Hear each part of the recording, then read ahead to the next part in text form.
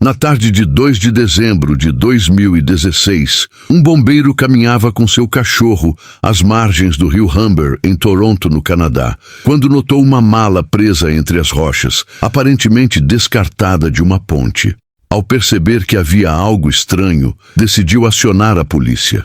Quando os agentes chegaram e abriram a mala, fizeram uma descoberta chocante. Dentro estava o corpo de uma mulher. Presa à mala, havia uma etiqueta com um nome: Elana Frick. Elana sempre foi determinada. Desde muito nova, ela tinha o sonho de ser médica, sonho esse que se intensificou depois que ela passou um tempo trabalhando na mesma fábrica de carros que seus pais trabalhavam. Lá, ela viu o quão pesado era a rotina deles e decidiu que se dedicaria ainda mais aos estudos para garantir um bom emprego e que não fosse tão exaustivo como o trabalho de seus pais. Em 1999, Elana começou a estudar medicina na Universidade de Ottawa, na capital. No último ano, em 2003, ela estava jogando sinuca em uma sala de recreação no Hospital de Ottawa, onde fazia residência, quando um residente de neurocirurgia a viu do outro lado da sala e perguntou a algumas enfermeiras quem era ela. Esse homem era Mohamed Shamji. Mohamed era considerado um prodígio da medicina, filho de um renomado cirurgião torácico chamado Dr. Farid Shamji, que inclusive já tinha recebido um prêmio em sua homenagem do Departamento de Cirurgia da Universidade de Ottawa, algo que só é dado para o melhor entre os melhores médicos. De família rica, Mohamed pertencia à elite de Ottawa. Assim como Elana, ele também tinha uma trajetória acadêmica impressionante, tendo estudado em instituições de prestígio e concluído um mestrado em Química Orgânica na Universidade de Yale, o que o colocava em um patamar elevado dentro da área médica. No entanto, apesar de sua inteligência e competência profissional, ele também apresentava traços de personalidade mais difíceis, sendo descrito como reservado, socialmente distante e, em alguns momentos, até arrogante, o que tornava suas interações pessoais mais complicadas. No início, o comportamento dele chegou a ser estranho, a ponto de, em um primeiro encontro, sugerir que poderia apresentar Elana a um amigo, demonstrando certa falta de habilidade social. Mas ainda assim, os dois começaram a se envolver. Desde o começo, porém, já existiam sinais claros de que aquele relacionamento não era equilibrado. Enquanto ela o enchia de atenção, Mohamed mal se esforçava para agradá-la. Ele nem mesmo compareceu à formatura dela na escola de medicina, alegando que estava doente. Mais tarde, porém, Elana descobriu que, na verdade, ele tinha saído com amigos. Como se não bastasse esse comportamento, ele ainda saía com outra mulher, que havia conhecido na faculdade. Mesmo diante dessa red flag, Elana continuou com ele, em grande parte porque estava apaixonada e, em certo nível, chegou a se sentir inferior a ele, como se precisasse provar seu valor dentro daquela relação. Seus pais, observando de fora, não viam a situação com bons olhos e chegaram a demonstrar preocupação com o futuro da filha, especialmente quando ela terminou o relacionamento 2 vezes no primeiro ano, apenas para ser convencida a voltar logo em seguida. Foi nesse contexto instável que uma gravidez inesperada mudou completamente a situação. Diante das expectativas culturais e familiares de Mohamed, que vinha de uma família muçulmana ismaelita, onde filhos antes do casamento não era uma prática aceita, ele decidiu formalizar a união. Eles realizaram um casamento tradicional ismaelita em 1º de setembro de 2004. Na cerimônia, era nítida a divisão de classes entre os convidados da noiva e do noivo. Os convidados de Elana eram em sua maioria parentes operários, enquanto os de Mohamed eram membros de destaque da comunidade médica. Após o casamento, eles compraram uma casa em Ottawa, para onde se mudaram. Elana começou a trabalhar como médica da família, enquanto Mohamed continuava sua especialização em neurocirurgia. Depois de uma gravidez difícil, Elana deu à luz uma menina em janeiro de 2005. Ela ficou encantada com o bebê. Já Mohammed permaneceu distante. Pessoas próximas disseram que ele estava obcecado pelo trabalho e parecia não se importar com a esposa ou com a filha.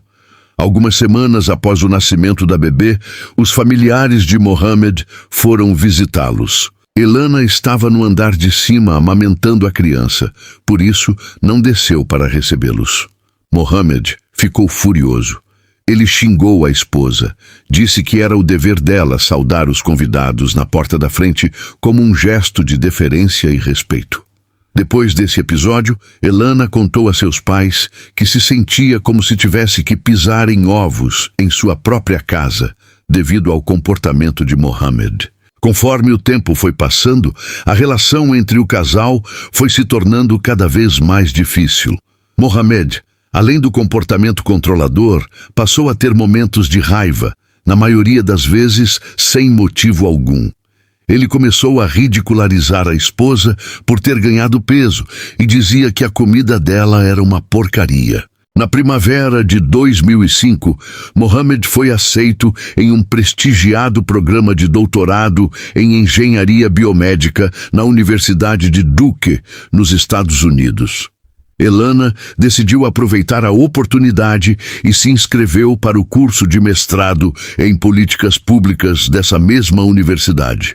O casal tinha planos para se mudar para os Estados Unidos no outono. No entanto, alguns dias antes da mudança, o casal teve uma discussão e Mohammed a agrediu. Com medo, Elana pegou a filha e se escondeu no apartamento de uma amiga. Sem saber onde a esposa estava, Mohammed passou a ligar para todos os amigos em comum, até encontrá-la. Depois de 3 dias, ele conseguiu encontrá-la e disse que ela podia voltar para casa, que ele ficaria na casa dos pais dele. Elana concordou em voltar, mas abriu um processo criminal contra ele. Mohammed acabou enfrentando 3 acusações, uma de agressão e 2 por fazer ameaças. Por causa da ficha na polícia, Mohammed não podia mais cruzar a fronteira para os Estados Unidos e fazer o seu PhD na Universidade de Duke. Além disso, ele corria o risco de nunca mais poder exercer a profissão de médico. Diante dessa ameaça, ele implorou para que Elana retirasse as acusações, argumentando que sua vida seria destruída caso aquilo prosseguisse, e mais uma vez conseguiu persuadi-la. As acusações foram retiradas e ele assinou um acordo judicial que previa um período de supervisão, evitando assim consequências mais severas. Semanas depois, Elana batizou sua filha. Mais tarde na festa, alguns convidados perguntaram por que Mohammed não estava presente. Elana disse que ele estava trabalhando, porém, confidenciou a um primo que eles tinham brigado. Seu primo disse que ela não precisava ficar com Mohammed, que ela poderia encontrar alguém que realmente a amasse. Elana disse que resolveria a situação com Mohammed, que ele não precisava se preocupar. Em 27 de julho de 2005, as autoridades concordaram em retirar as acusações criminais contra Mohammed se ele firmasse um vínculo de paz. Ele também teve que reconhecer que sua esposa tinha motivos razoáveis para temer que ele a machucasse e concordou com uma pena de 12 meses em liberdade condicional. Tudo foi resolvido bem a tempo de Mohammed começar o seu doutorado nos Estados Unidos, e com as acusações retiradas, ele pôde cruzar a fronteira sem problemas. Ele se mudou para a Carolina do Norte, onde iniciou seu doutorado na Universidade Duke. Elana e a filha se juntaram a ele alguns meses depois. A família dela não conseguia entender por que ela havia voltado com Mohammed. Segundo eles, Elana era inteligente, financeiramente independente e tinha total apoio dos seus familiares. Ela não precisava dele. Alguns amigos acreditavam que ela havia sido movida pela ambição, que gostava do status que tinha ao lado de Mohammed. Já outros acreditavam que ela o amava de verdade e era bastante otimista, se convencendo de que as coisas iriam melhorar. Por um tempo, eles adotaram uma rotina típica de classe média alta, com atividades familiares, corridas e maratonas nos fins de semana, enquanto conciliavam suas carreiras.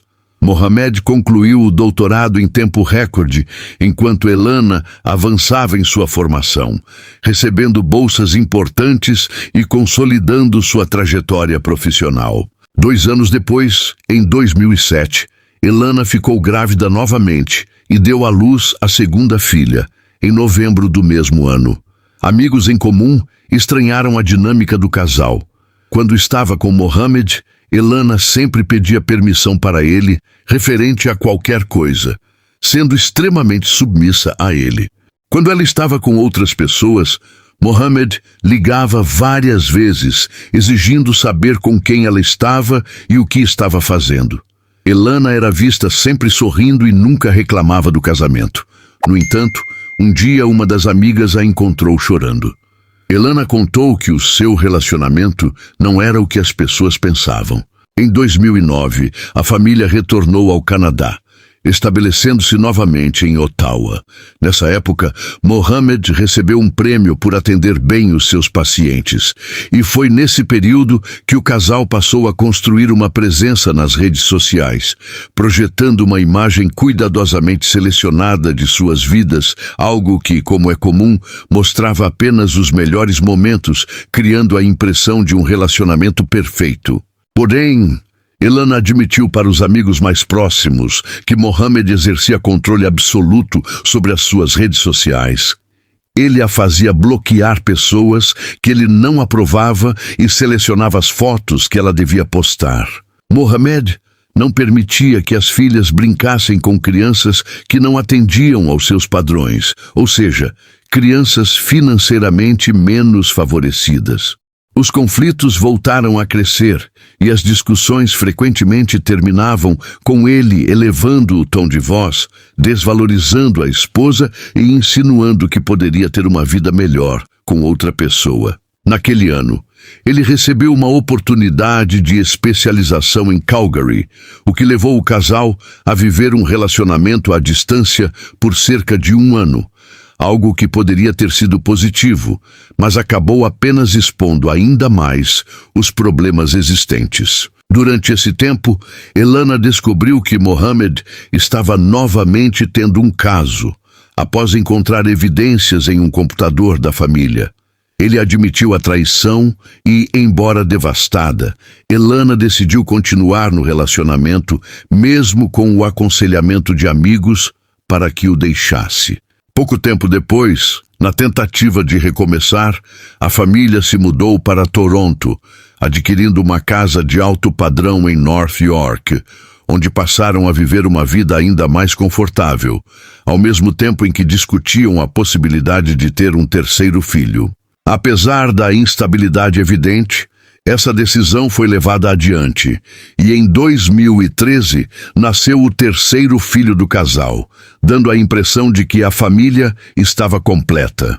Com o passar dos anos, tanto Mohamed quanto Elana consolidaram suas carreiras de forma impressionante, alcançando um nível de prestígio que poucos conseguem atingir. Mohamed finalmente se tornou um neurocirurgião, totalmente qualificado, especializado em lesões e condições da coluna, construindo uma reputação tão sólida que passou a ser visto como um médico capaz de salvar pacientes em situações consideradas quase impossíveis por outros profissionais. Enquanto Elana também avançava em sua trajetória, assumindo posições de destaque e se tornando representante do Distrito 11 da Associação Médica de Ontário. No entanto, essa imagem cuidadosamente construída não refletia a realidade. Por trás das fotos perfeitas e da rotina aparentemente equilibrada, o relacionamento continuava se deteriorando.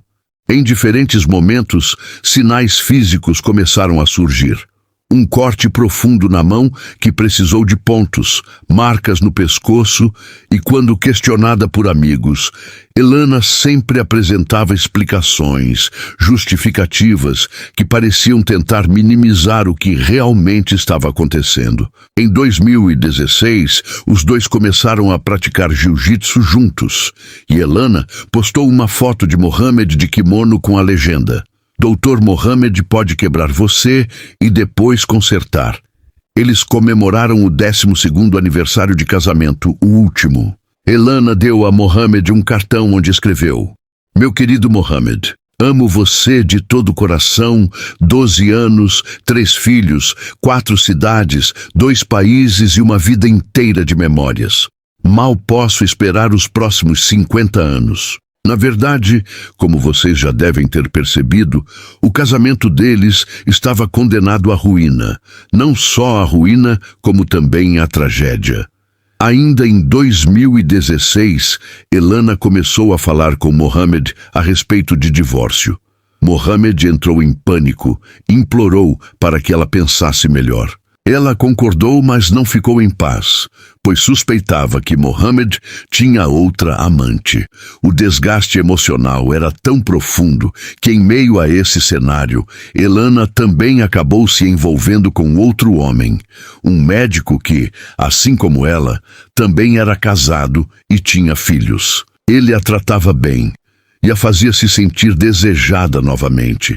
Mais tarde, ela contou a uma amiga que era a primeira vez que ela sentiu um pouco de felicidade desde que tinha se casado com Mohammed. O amante de Elana a encorajou a se separar de Mohammed. Ele disse a ela que era hora dela começar a imaginar uma vida sem o marido. No final de novembro daquele ano, após anos de desgaste, sofrimento e tentativas frustradas de manter o casamento, Elana finalmente tomou uma decisão definitiva. Ela iria se divorciar. Depois de tudo o que havia vivido, ficou claro que Mohammed não mudaria e que aquele relacionamento não tinha mais salvação. No dia 25 de novembro, ela participou de uma conferência médica sozinha, começando a se distanciar da vida que levava ao lado do marido. E ao retornar para casa no domingo, entregou oficialmente os papéis do divórcio. Com o apoio de advogados, exigiu que ele apresentasse sua situação financeira completa, o que marcava não apenas o fim do relacionamento, mas também o início de um processo que ameaçava diretamente o controle que Mohammed exercia sobre a vida dela. Mohammed comprou uma caixa gigante com chocolates para tentar convencê-la a desistir do divórcio. Mas desta vez, nada que ele fizesse iria fazê-la voltar atrás. Se antes Elana permanecia no casamento pelos filhos, agora estava decidida a sair pelo mesmo motivo. Havia também uma nova confiança. Elana achava que estava segura, acreditava que ele não faria nada que colocasse sua carreira em risco. Ela achava que Mohammed jamais destruiria tudo o que havia construído. Mas para a mãe de Elana, o medo nunca havia sido tão grande. Ela insistia, alertava, pedia cautela, dizia para não baixar a guarda, para tomar cuidado, para se proteger. No fundo, queria dizer muito mais.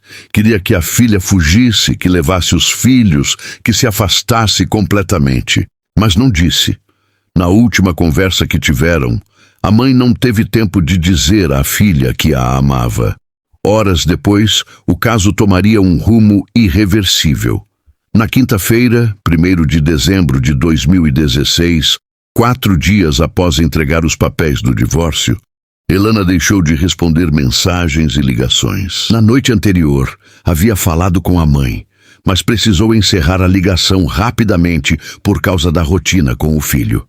No dia seguinte, o silêncio começou a se tornar estranho, depois preocupante e rapidamente alarmante. Nenhuma resposta, nenhuma ligação de volta, nada que fizesse sentido dentro do comportamento habitual de uma mulher que sempre mantinha contato constante com a família. Quando questionado, Mohammed apresentou uma versão que não convenceu ninguém. Ele afirmou que Elana havia saído de casa durante a noite, levando uma mala para ficar com um homem com quem estaria tendo um caso. Mas a história não parecia compatível com quem Elana era. Sua mãe, desconfiada, pediu a uma vizinha que verificasse a casa. E foi então que um detalhe mudou tudo. O carro de Elana ainda estava na garagem. Agentes policiais foram acionados e foram até a casa da família, onde encontraram Mohammed e as crianças. Como parte do procedimento padrão, a residência foi revistada, mas naquele primeiro momento não foram encontrados sinais evidentes de algo fora do comum. A versão apresentada foi a mesma já mencionada. Elana teria saído por conta própria, acompanhada de um suposto namorado. Essa explicação foi registrada, mas não eliminou as dúvidas, principalmente porque não correspondia ao perfil de comportamento descrito por familiares e amigos. Na manhã seguinte, os pais de Elana chegaram a Toronto antes mesmo do amanhecer. Com uma chave reserva, entraram na casa e encontraram tudo aparentemente organizado, mas com sinais estranhos. 2 tapetes do andar térreo haviam desaparecido e o telefone fixo estava removido da parede. Mesmo assim, tentaram manter alguma normalidade, preparando o café da manhã para as crianças. Nesse momento, Mohamed desceu e, ao vê-los, reagiu com frieza, perguntando se eram eles que haviam chamado a polícia. Antes de sair de Toronto, a mãe de Elana chegou a dizer que acreditava que não encontraria a filha viva. Tragicamente, sua intuição estava certa. Naquela mesma tarde, a mala com o corpo foi encontrada. Os pais de Elana foram chamados para reconhecimento. A aparência estava alterada, irreconhecível à primeira vista. A mãe, abalada, não conseguiu identificar a filha, disse que não poderia ser ela. Mas o pai teve certeza, era Elana. A partir dali, o caso deixou de ser um desaparecimento e passou a ser um assassinato. Os investigadores começaram a montar o quebra-cabeça e, peça por peça, tudo apontava para a mesma direção. O homem que dizia que ela tinha fugido agora estava sendo observado de perto. Mohamed passou a ser seguido pela polícia. Em determinado momento, ele se encontrou com o irmão em um hotel, carregando consigo um passaporte. Durante o registro, um detalhe chamou a atenção dos investigadores. Suas mãos tremiam, mas ainda faltavam respostas. E elas viriam de onde ninguém esperava, de dentro da própria casa. A filha mais velha, com apenas 11 anos na época, começou a revelar o que havia presenciado naquela noite. Inicialmente, não contou tudo à polícia. Estava assustada, confusa, tentando entender o que havia acontecido. Mas ao conversar com a avó, começou a relatar. Disse que ouviu a mãe gritando, que no começo não foi até o quarto porque estava com medo. Ela se cobriu tentando se proteger, mas os gritos continuaram. E em determinado momento, o silêncio se instalou. Um silêncio estranho, pesado. Foi então que ela decidiu ir até o quarto. E o que viu ficou gravado para sempre. O pai estava ajoelhado ao lado da cama, sobre algo que ela não conseguia ver completamente. Quando perguntou o que estava acontecendo, ele apenas mandou que ela voltasse para o quarto. Ela obedeceu, mas havia algo na expressão dele que nunca esqueceu. Ele parecia agitado, desesperado, como alguém que sabia exatamente o que tinha acabado de fazer. E do outro lado da parede, Elana já não podia mais pedir ajuda. Os detalhes revelados pela autópsia não deixaram margem para dúvidas sobre a violência extrema que marcou os últimos momentos de vida de Elana. As lesões eram severas, concentradas principalmente na cabeça e no rosto, indicando múltiplos impactos de força contundente. Mas não foi apenas isso.